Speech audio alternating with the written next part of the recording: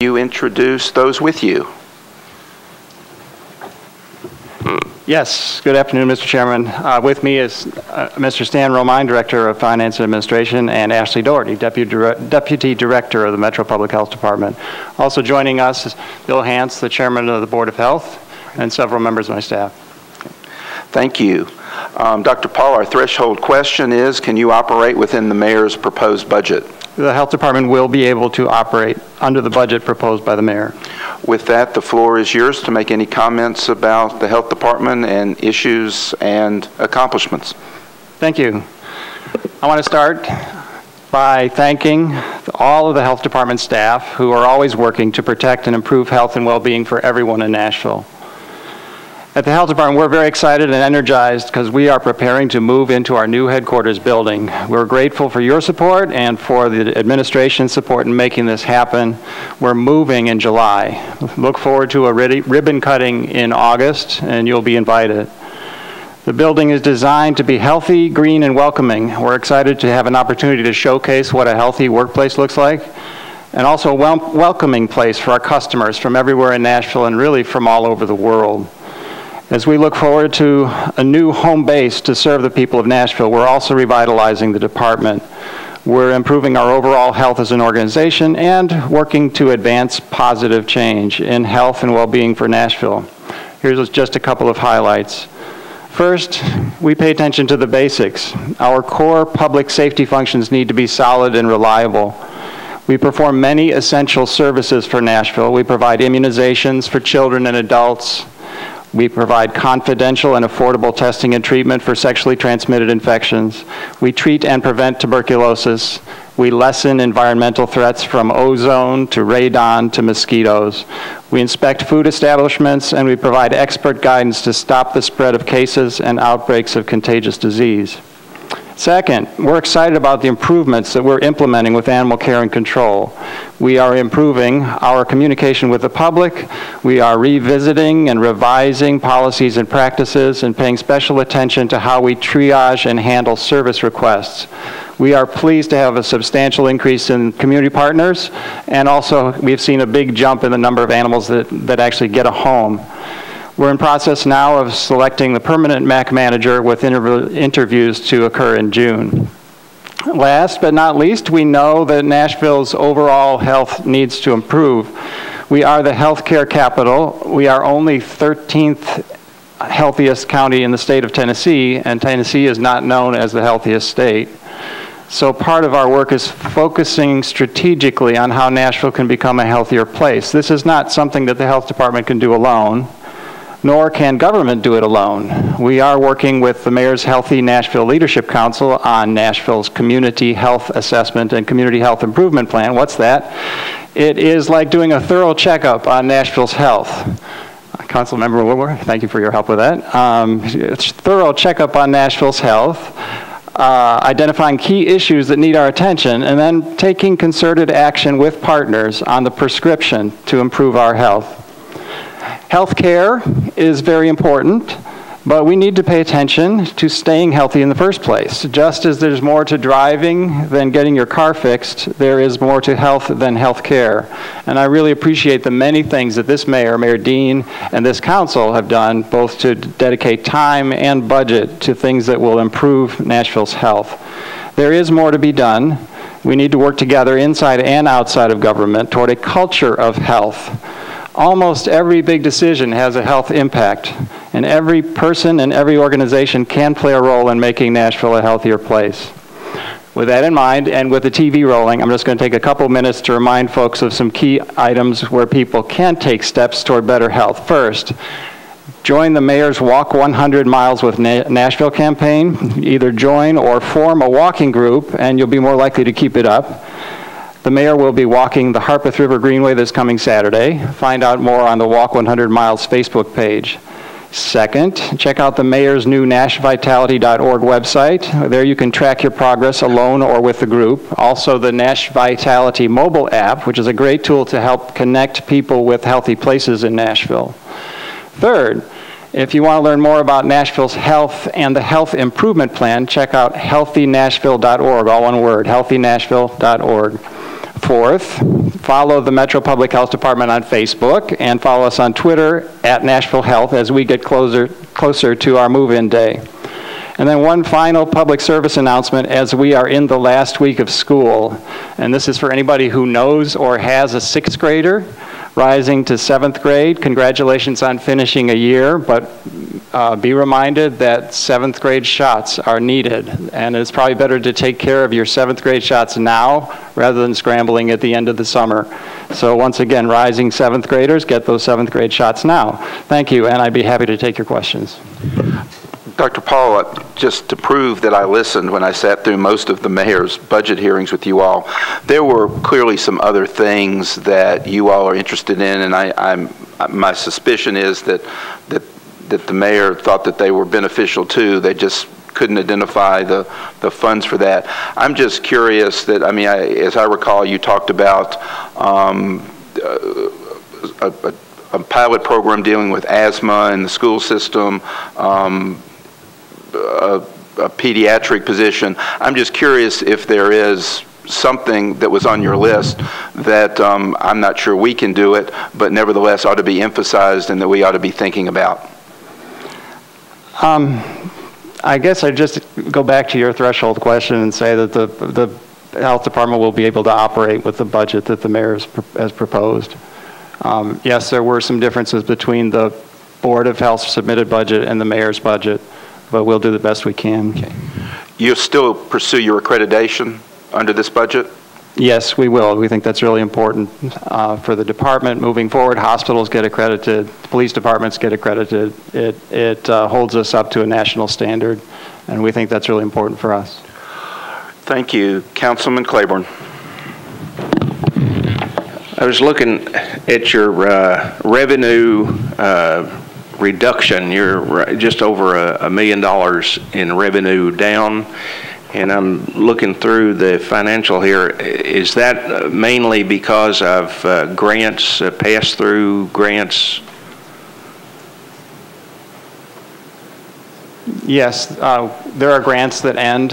One large grant, which was a federal grant on the Fatherhood Initiative, is one that's scheduled to end in September. There have been reductions in other grants. I'm not sure exactly which ones have made it into this particular report, because we have heard about subsequent reductions since preparing the budget. Okay. Councilman Tiger. Thank you, and thanks for being here, Dr. Paul. It looks like you're average about 14 employees below what you're budgeted for. Is that due to just retirements and people leaving and the inability to fill positions on a timely basis, or give us a little detail there? There are quite a number of fairly specialized positions, and then there are some positions that are hard to fill. So one of the things that will help us, I think, is as the administration has done this compensation classification study, there are some positions that we have a hard time filling because of pay. So that's one step that will improve us. We do have turnover, but then we also have some positions that require specific expertise, and it's kind of hard to fill those in a hurry. How many of your positions are open range as opposed to structured? Our entire department is on open range.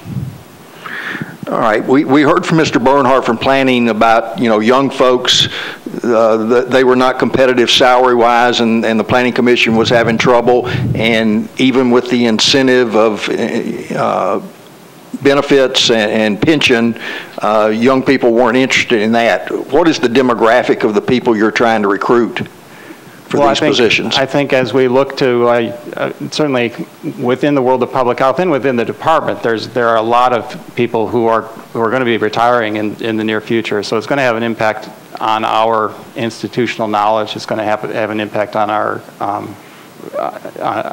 operation going forward. So yes, we're recruiting younger people, and the expectations will be different from what we've had.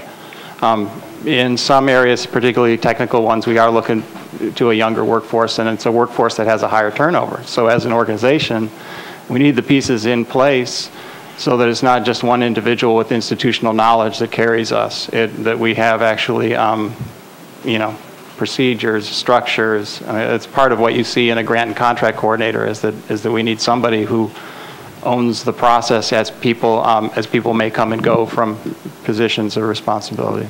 Sure. Childhood obesity is a huge problem nationwide and locally too. Who is the proper lead organization here in town? Because I'm of the opinion that, you know, school-age children, the younger that you can get them, and I'm making the push really for school gardens and education at the school level, but what type of cooperation do you have or oversight do you have, and any partnerships there, and what can be done to integrate teaching kids where food comes from and healthy eating at a younger age, and how can that occur? That is a big topic. No pun intended. The childhood obesity, I mean, the intervention for childhood obesity really starts even before children are born. So school-age children, yes, we have a number of things. We work with Alignment Nashville and with school health. There is a long way to go. But yes, issues of educating kids, incorporating physical activity into the school day, improving the quality of food that is served in school meals. There has been movement in all of those, but of course we always want to accelerate that movement. Even before school, you know, we've got projects now, a Project Diabetes grant called Golden Sneaker, which is kids in daycares that actually feed our elementary schools that have the highest obesity rates. Working with them to change their policies so that they're serving healthier food in better portions and that they're including physical activity and this kind of education as part of their school day.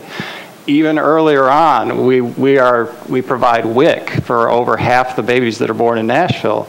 And WIC has recently changed their formula. It's a few years in now to become a healthier formula, but we are actually providing nutrition education and support for a big number of kids who are at risk for obesity.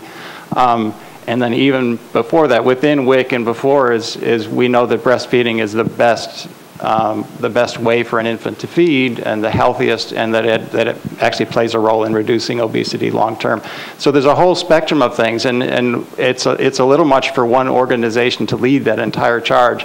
But I think what we're looking at is multiple organizations moving. Is there a point person, though, to coordinate those? I just look at school gardens, and I can take you to a dozen or more that 3 years ago had, you know, enthusiasm, energy, it was making a difference, and you go back to that school today, and it's overgrown. There's nobody. The teacher that did it was gone. There's no curriculum. There's no consistency among schools. I mean, some of us will go out tomorrow, I guess, to Creve Hall for their new school garden that this council provided a grant for, and my message to them is, you know, what is your sustainability plan? And I'm looking, who or where should we look in government for a point person to coordinate programs like that? We would love to play that role. I think in some ways we play that role. We had kind of an expanded role when the CPPW grant became available in terms of doing lots of projects, right, visible projects that we're trying to change the landscape. Because really what we want to do is surround our children with healthy choices. And that's when many of those school gardens did come online. And sustain that. And it does take work and it does take resources to sustain it. The grant ended. Our resources to really fill all of those niches is limited. We tried to do things like establish policies within schools for gardens, but it does depend on individuals with time and energy and to some extent money. Well, and I'm sort of piggybacking on Chairman Stein's point about, you know, programs and where resources, if available in the future, what direction they would go, and I certainly would like to pick your brain on what the cost you might think would be necessary to sustain a better effort in our schools. We'd love to talk further about that. Councilwoman Weiner. Thank you, Chair. I have one question. When a new health threat becomes identified and federal regulations come down to us and say, you've got to get out there and let the community know and have preparedness, et cetera, et cetera. Do federal funds follow that as a rule, or is that something that we then have to go find a grant for? Or do we have something built in our budget to cover those new identifiable diseases? There's two things. One is we do have a federal preparedness grant, and I'm really proud of our preparedness team for all they've done. That has to do a lot with kind of disaster level preparedness of, if we have another flood, or if we have the big flu pandemic or an anthrax attack, what are the steps that Nashville needs to have, or what's the plan, what do we need to have in place for that? So we've performed very well in terms of the federal preparedness grant. Aside from that, new threats, and new threats do come through every so often, and how that comes in is through the hospitals. They call us. We have a responsibility to investigate cases and reports and outbreaks of different things, and there's not necessarily a specific grant that comes along with that. So, a communicable disease nurse will get a call from a hospital, or we'll get a call from the state health department. A couple of weeks ago, there was somebody who was thought to be a Nashvilleian who was in contact with a case of Middle Eastern respiratory syndrome. Turned out to not be a big deal, but we needed to be there. We needed to be able to follow up on those kind of cases. When the meningitis cases occurred, related to the spinal injections, we did a lot of the on-the-ground follow-up to provide information and communicate with people as far as those go. So there is a part of what we do every day that responds to communicable disease threats. Okay, thank you. Councilwoman Dowell. Thank you. I just want to ask you a couple of questions about the grant coordinator. Are you able to let me know, now, do you have a person managing grants now for the department, or is it the responsibility of the department head? I noticed on here, and we talked about this before, that you have a recommendation for a grant and contract coordinator.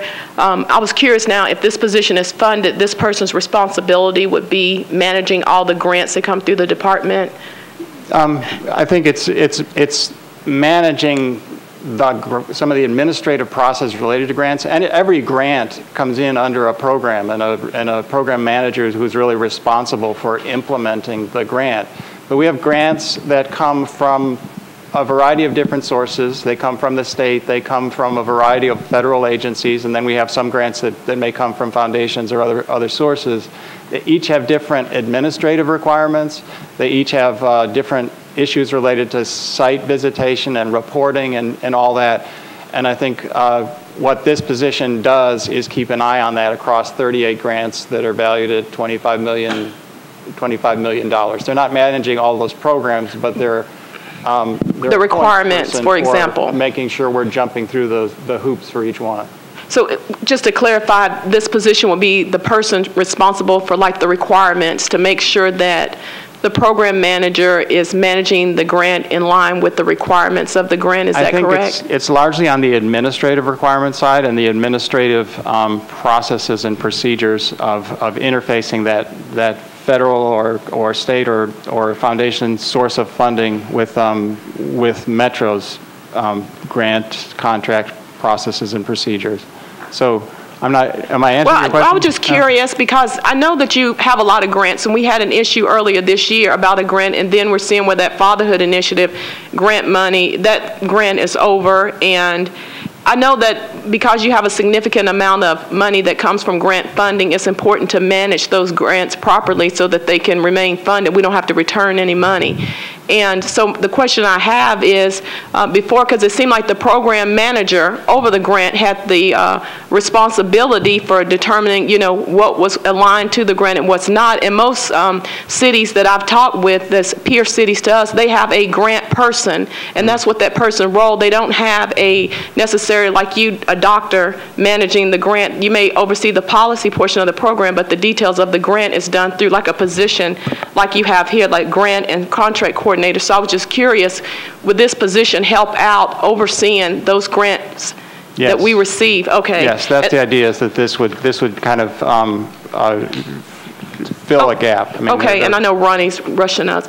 I have one more question, and then that's it. The other, because I'm asking about the budget. If I don't rush Councilman Tigert, I'm certainly not rushing you. Thank you, because I just want to be clear about this, because I know that in conversation with other cities, they're surprised that we don't have necessarily like a grant person, because grants are very intricate now, and they have a lot of details of what you can and can't do, so having that helps. The second question I have, and you can give this to me later, but I'm interested in the number and classification of minority employees with the health department. Are you able to provide me some information about how many minority employees you have, how many women, and what their classifications are? Because I don't have it on my desk or in my paperwork. It was turned in with their paperwork. Okay, I just want to get a I think Ms. Waller can get that to you. Okay, well, if I get a copy of it. So yes, out of 505 employees, 209. Yeah, I can just get it, because I don't want you to have to, I'll just look at it. I didn't see it in my stack. Yes. So, okay. If there's any additional detail you're interested in, we're happy to provide that to the Okay, thank you, and I appreciate what you're doing with the animal control. Councilwoman Allen. That's for every day. Thank you, Mr. Chair. Another problem I think may not be as big as obesity, but I'm thinking teenage pregnancy is still a big issue with long-reaching consequences. Do y'all work with public schools or have your own program, or what are y'all doing to help prevent teenage pregnancy? Yes, a couple of things. One is, in this budget, we were able to preserve a position that's kind of a specialized local expert and resource person on adolescent pregnancy prevention, which was vacant for a while, and will be an opportunity for us to do more. Overall, the rates of teen pregnancy have gone down, and that's good news, but we still have many, many people whose high school careers are being impacted by pregnancy, childbearing, child rearing, and so it is something we want to pay attention to. One aspect of that is, again, these things the health department can't do alone.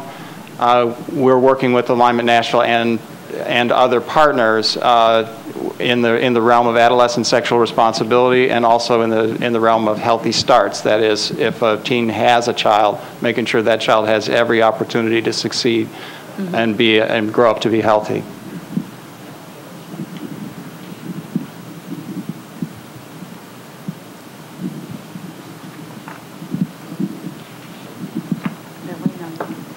Councilwoman, do you have a follow-up? Or you? Nope, I'm writing, I'm taking. Dr. Paul and staff, thank you very much for being with us.